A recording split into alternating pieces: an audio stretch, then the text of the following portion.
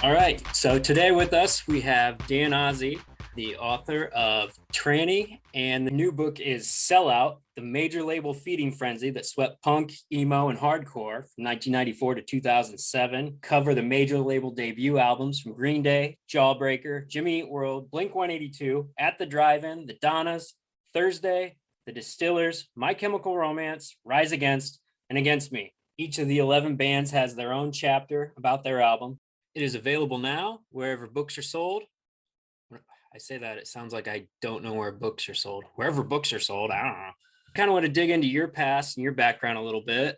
It's become harder and harder to make a career as a musician. I can't imagine it's much easier as a music writer. Can you tell us how you got started? Well, I had like a job with benefits and a salary. And then I one day thought, what if I didn't have this job instead? So I quit to pursue writing full time, which had just been more of a hobby. And I just like caught a bunch of lucky breaks, really. It's funny because whenever people ask how to get into music writing, or also too, I have friends who work in the music industry and they get those questions all the time where it's like, how do you break in?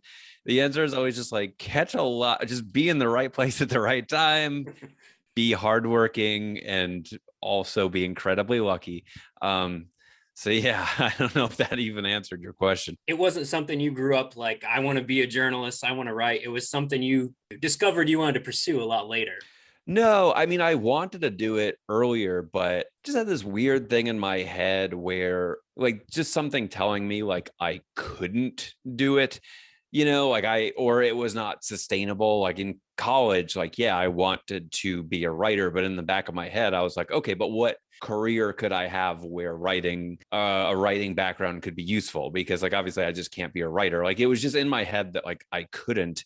And then when I graduated, it was like when newspapers were closing and magazines were closing. It was just a really bad time for like traditional print, and the model changed. And I think that made my brain just go into even further damage control, where you're just like thinking it's not a possibility to be a writer full time. And what else can I do with that? And so I started after college in book publishing, which is probably the most appropriate place for someone who wants to be involved in writing, but concedes that it's an unlikely possibility. So you wanted to be near it, even if you weren't necessarily going towards it directly. Yeah, but also too, like I just didn't like, it was so hard to get a job after college. And I was just like, what? I'll just take whatever comes up, and I kind of like sneaked my way into book publishing after a while, but it took so long. It took so long that like when I look back at that post-college time, like that year after college, I look at that as like one of the most depressing times in my life. Cause just like, looking for a job sucks. As everybody probably knows, you need this much experience, but then it's like an entry job. So it's like, well, what? Just like, do you want to work for this $30,000 a year job that you need 3 years of experience for? You're like, what? Like, who's this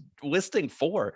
So yeah, I was just really in kind of, I felt backed into a corner after college where I would just be grateful to get any job offer that came my way. For sure. I definitely sounds familiar. Graduating and everything was 3 to 5 years experience. Where the hell do I start? Yeah, it's so frustrating looking at those listings. It's like one of the, like that, and apartment hunting is probably like one of the most depressing holes you can put your brain through. So your first book, Tranny, phenomenal look inside the inner workings of Against Me and Laura Jane Grace. And they've always kind of been a band on the bubble of that sellout moniker. And they even had the DVD We're Never Going Home, where they talked about being courted for their follow-up to Eternal Cowboy. Did maybe some of the embers for Sellout start there when you were writing that story, that maybe there's a macro story to tell here? For sure. I don't remember like when the entirety of the idea for Sellout crystallized in my mind, but I definitely remember it was in there at the time, because I remember the night before Laura's book came out, she and I went to meet like 3 people from our publisher for like a fancy dinner. They took us out to like a fancy dinner.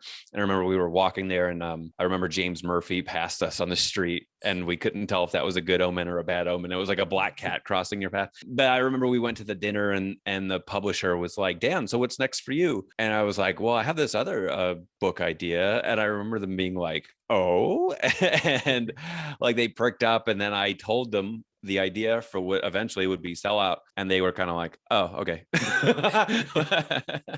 That's encouraging. I don't know, like in my head that's how it was, but I remember them being very interested at the idea, and then when I told them, they were maybe less interested. Maybe that was just me, how I remember it in my mind. Book is very thorough. You kind of talked about the death of print media and newspapers, and I feel like this whole story kind of encapsulates physical music almost, the evolution of kind of CDs going into the digital age where it wasn't necessarily financially profitable for record labels to be dumping time into pursuing bands like this anymore. And there's just so much ground covered. I think I saw you said over 150 interviews. How much time do you have in this book? Do you even have close to an estimate, like start to finish?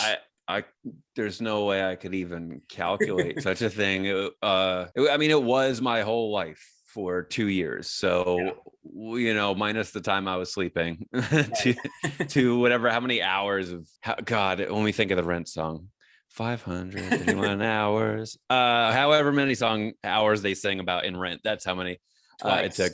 Yeah, twice. Yeah, but to answer that question that you started on about like the book sort of like watching time go by, like that's one of my favorite things about the book as a whole, because it covers such a long period and such a weird transitional period in the music biz, kind of that period that I was talking about trying to get a job after college, where the internet was killing print. You know, concurrently the internet was killing the music biz, like CDs and stuff like that too. And so I don't know, to write just the music history about what happened over that time where you're talking about like, yeah, and then the CD sold less, and then you know, like the internet was introduced, like that to me is very boring. But so to like tell it in the background of the real stories of real bands to me was like much more interesting.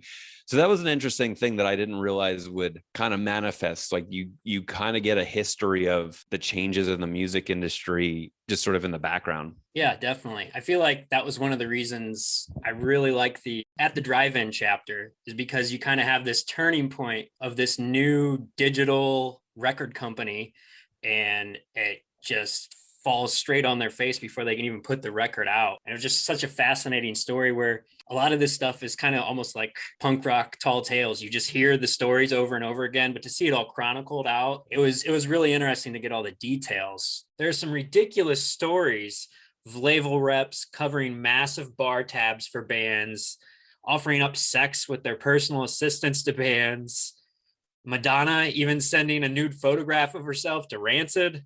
Was there anything that you found that you didn't know, the most interesting tidbit you uncovered researching this? Well, you know, like I definitely feel like there was stuff that I had heard at the time of it happening where, like you said, it's like tall tales and you hear it and it almost kind of spreads like myth on message boards and stuff like that. And so there were a lot of fun things to like ask people about. Like, I want to give me the real version of what happened. Like, for example, the Thursday whoopee cushion story, which is like legendary in the Thursday lore of this like insane record label kingpin, just that is Tony making these like whoopee cushions, and but like just to talk to every single person involved. I don't know, and maybe, you know, maybe it is better just as a myth, and but I feel like it should exist somewhere in print. So I had to put it in there, you know.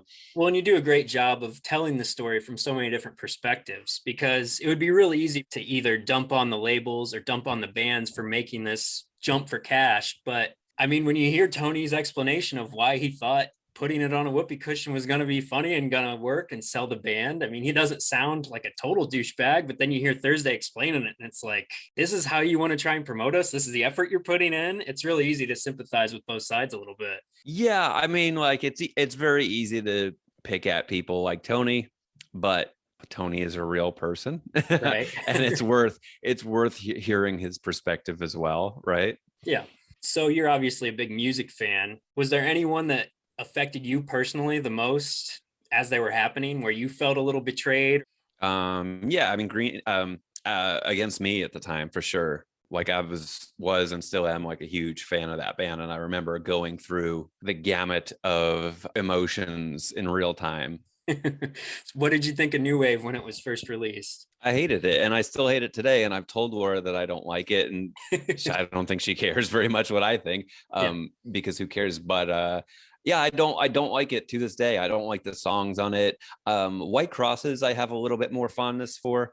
Hmm. Um, but there's something about the sound of New Wave that I didn't like it at the time, and I just never shook it. And working on Laura's book, working on this book, I had to re-listen to it a lot, and I really feel like at this point I've given it a fair shake, and I just don't like it, and that's fine. I mean, like, for a band that's around for so many years, there are very few where they're batting 1,000, where you love all of their albums. Sometimes, I've like been a music fan for long enough to know that sometimes you like drift out of a band's career, but then maybe you circle back in a few years. Like, and that happened for me with Against Me 100%. Like, didn't like New Wave, and I didn't really listen to White Crosses, but then Transgender Dysphoria Blues like turned me around, and I was like, I'm back on board.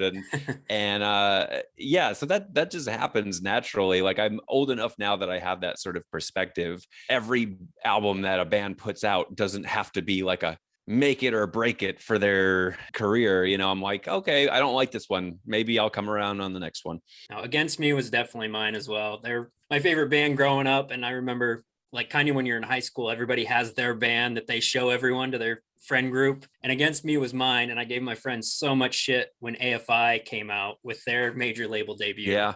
And of course, that was around the same time that We're Never Going Home came out. So I was like, yeah, Against Me is never going to do this. And then New Yeah, Wave yeah, came out, yeah. and I just, yeah, had to eat all the shit. Well, that's what's it's hard for the band to like really. I mean, maybe as people they've been through it too, but it's hard for a band to really understand like what you're talking about, where you're talking about betraying your fans. And that's a great example where you're telling your friend like, nah, fuck AFI, like Against Me is the real deal. And then AFI and then Against Me betrays you and you look like an idiot, and it's Right. just it feels that's why I think in a lot of cases people were so personally mad. It's just like, man, I went to bat for this band. Like, I regurgitated all of the principles that they extolled, and now I look like I have my foot in my mouth. Right. Well, and there's such like an ownership to the act of discovering a band back then, because it wasn't as simple as anyone just entering a search on the internet. Do you think that had a lot to play into the overzealous zine writers and music fans kind of taking ownership of these bands and their careers? Absolutely. I think about this a lot, how much music listeners' criticism has mellowed over the years with the internet, because now, if an album comes out, you can just kind of press play on it on Spotify. And if you don't like it, you can just stop it and move on with your day and go listen to something else. But it's hard to like explain to young music listeners how much new music was sort of like pushed in your face. Like, you would go to Best Buy or whatever to get a CD you wanted, and there would just be end caps like pushing music in your face. Or especially like Victory Records was so crazy about that. Like, there would be Hawthorne Heights everywhere, and like it was just more in your face, and it was harder to ignore, and so you felt like you were being marketed to. So when you were finally broke down and you're like, okay, I've seen this everywhere, I will pay the $13 or whatever, and I'll take it home. And when you listen to it and it sucks, you feel angry. Like, or you just force yourself into finding something that you like about it because you paid money. Like, there are some really mediocre albums that I forced myself to get at least $12 worth of enjoyment out of. And so, yeah, I feel like that unfortunately has faded away. I see it all the time when people will tweet a criticism of an album, like you'll just see all these stands hopping in the mentions being like, wow, it was a lot easier to just say nothing, Yeah. but because like, yeah, it is free and you can just move along with your day. But I feel like when I was growing up and I had to pay my real money that I was convinced to spend, I was a lot more harder to please. Well, yeah, and there was such a push. I don't know if you saw the Woodstock 99 documentary on HBO. Mm-hmm. But it felt kind of like that was a culmination of this disdain for music fans towards this anti-establishment packaging that's so blatantly constructed within the establishment. Like in the early 2000s, everyone was calling, Avril Lavigne, Converge, everything was punk. It kind of tainted the term punk where it doesn't feel like anyone even uses that term anymore. They're more likely to label themselves as emo or indie. Do you think maybe that's why there's a reluctance for bands to call themselves punk, just so they're not beholden to this punk ethos? Yeah, I mean it's like I think terms are pretty much meaningless. Yeah. I don't know. Like it's weird because I have My Chemical Romance in my book, and are they punk? Like I wouldn't say so, and yet they definitely like. I just that you know what it is punk has been around long enough that it's like mutated into different things, but it all kind of does stem from a similar place. I love that the book starts off with two chapters with the most drastically different outcomes. Green Day being kind of the biggest example of mainstream success with Dookie and having this massive reception, all of these monster radio hits and music videos, and this legendary Woodstock 94 performance, juxtaposed to the next chapter that immediately follows with Jawbreaker, who maybe have the most infamous major label failure out there. Their hometown crowd literally turning their backs on them as they were performing their release show. The band breaks up, and yet somewhere down the line, Jawbreaker becomes somewhat of an unsung hero, and where their mainstream rejection is kind of a badge of honor. But I guess if you were to add a 12th chapter to the book, is there any band or album you would include? I guess AFI to Yeah. appease your friends, but Right. I definitely wanted to have Cave in it, Oh yeah. and Yeah. I just didn't get it. But that's a wild story. That would Yeah. have been a cool one. Yeah, definitely. But a lot that like, I mean, I made a big list and I had to do the Sophie's choices, but Cave In would have been cool, Anti-Flag, Chumbawamba. Like I mentioned them in the intro to at least give them some credit. And then there were some ones in the early 90s that I don't know if the stories would have been that interesting, but like All Oh yeah. and Sam I Am and Bad Religion. Mhm. I don't know that their stories or that every band in this book serves a purpose, and so like I don't know if any of those serve a particular purpose, but yeah, there were a ton that like could have been in there technically.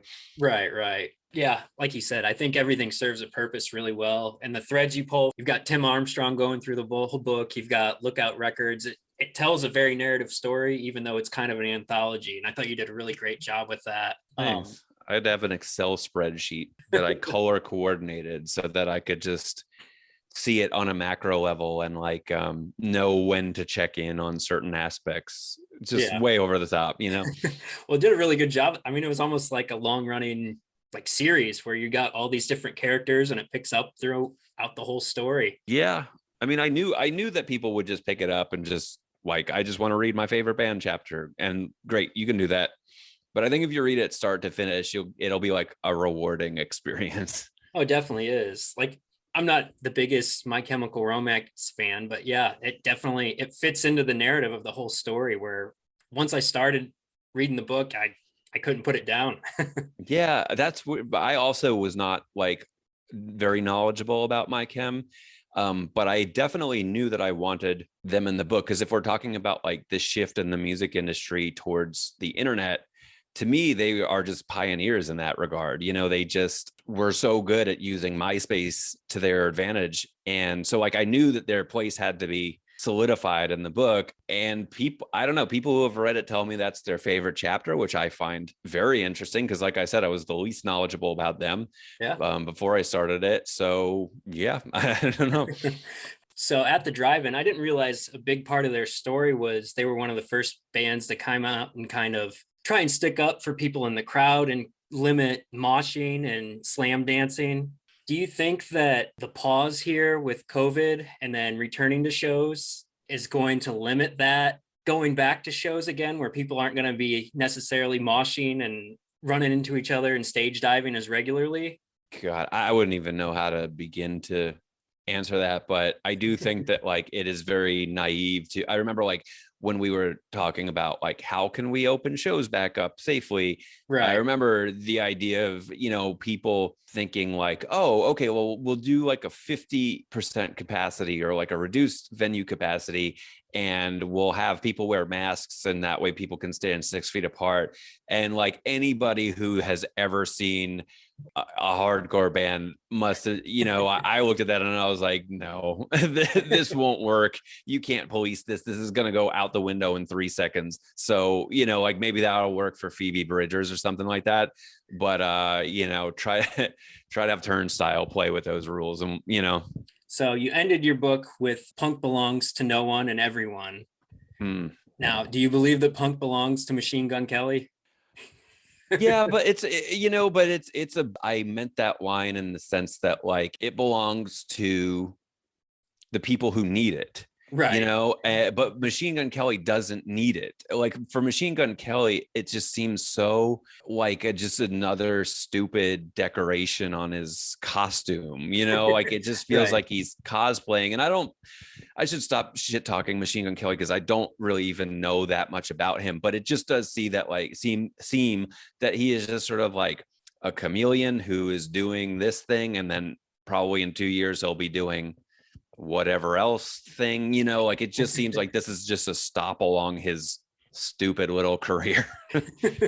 So yeah, he's not a sellout. He's a poser. There's your next book, Posers. You can do Machine Gun Kelly, Chris Gaines. What was that? I think Mariah Carey had like a secret alternative band called Chick or something. I don't know. Maybe there's not enough for a book there. Never mind. Forget all that. Gotta say, like career trajectories, Travis Barker has to be one of the weirdest, right? Starting out playing drums for the Aquabats, and now he's marrying into the Kardashian empire, making records with Machine Gun Kelly. Like, yeah. Do you think he knew when he put that fucking Aquabat suit on one day that one day he was going to be married into like one of the wealthiest families in America? Right. Even Tom DeLonge's got to be like, man, that's weird. Yeah. You think of like how weird the trajectories of those guys' personal lives, except for Mark, who's a pretty normal guy, and I'm so super happy that he seems to have licked cancer. But yeah, like what just those guys have just the weirdest the weirdest paths for their personal lives. We did a thing here on the website where we ranked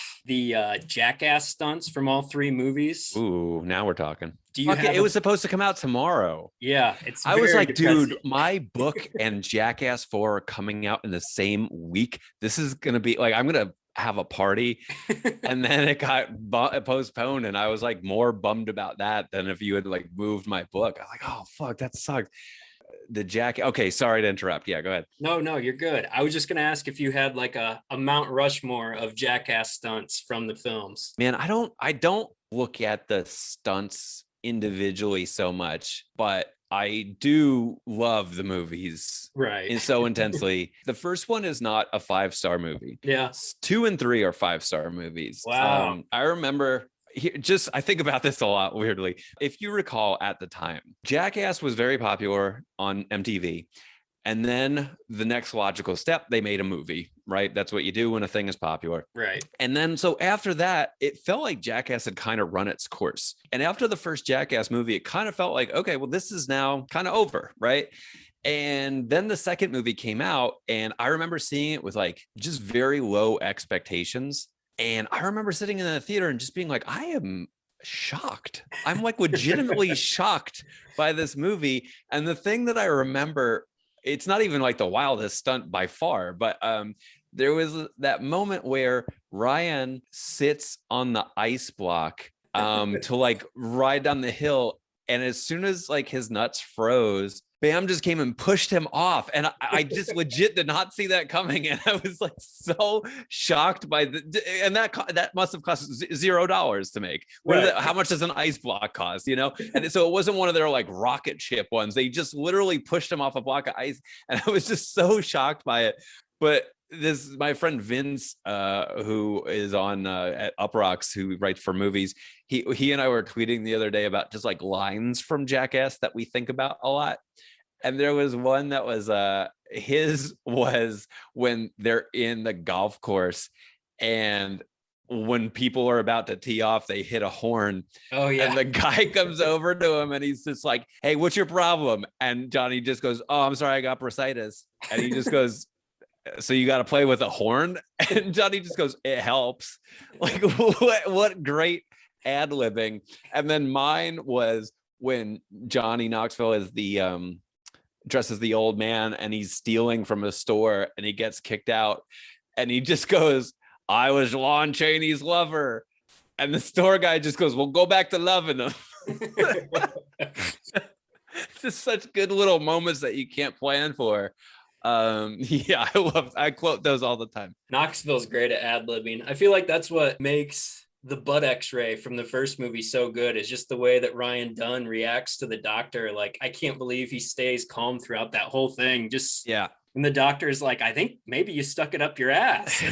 The best Knoxville improv of all time was when they went into a store with boxing gloves, and they had that massive boxer Butterbean pummel him, and Knoxville got straight up knocked out into a rack of clothes, and they kind of like slapped him awake, and the first thing he said was, "Is Butterbean okay?" Right. Just a fucking consummate showman. Like, God, he would rather die than break that character that he does. And goddamn, I it's such a good that shit's iconic. Like, he is like such an underrated performer. Is Butterbean okay? What a great line. I'm worried for them though. Aside from all the drama with Bam, I'm afraid somebody's going to TikTok challenge something out of this movie and they're going to get sued. Like, this is going to be the final Jackass. We haven't had a Jackass in the viral era yet. I think this should definitely be the final Jackass, but I just really hope it comes out. I hope it does too. Well, I appreciate you coming on here with us today. Got some awesome merch for the book. Did you sell out of those Dan Flashes t-shirts? What happened? They're not on the website anymore. I know. I took it down. I wanted to just put that up as a joke. And then this person who, like, I guess I just sort of like Googled image search Dan Flash's shirt. And there's like a person who like makes it on eBay or whatever. And he's like always up in my mentions trying to plug it. And I guess I grabbed that image, and then he was just like, "Hey, like, can you direct people to the real thing?" And I was just like, you know what? This was just a joke. I'm taking this down. I thought it was funny for a minute, but I thought it was too. Yeah. Well, I heard Dan Flashes is like a real store. Yeah. Well, from what I understand, there is a store in Palm Springs, California that has shirts like this. And from what I understand, it was kind of like the basis for that sketch. Okay. Yeah. I don't know the name of it, but they have crazy shirts like that, and it's in Palm Springs. Probably not Dan Flash, but similar. Yeah. But yeah, the merch drop looks sick. If you get a chance, check out danozzi.com or sellout.biz. The book, shirts, tote bags, zines, dad hats. You got all kinds of stuff. Selling out, baby. Is there any other notes you want to leave us with from the book to help sell it to people to check it out? I do mention Jackass in it one time. All right. So find out when by picking up a copy. All right, Dan. Well, thank you so much for being on with us. Oh, thanks for having me. The book was great. Congratulations. Thanks. Take care. All right. Is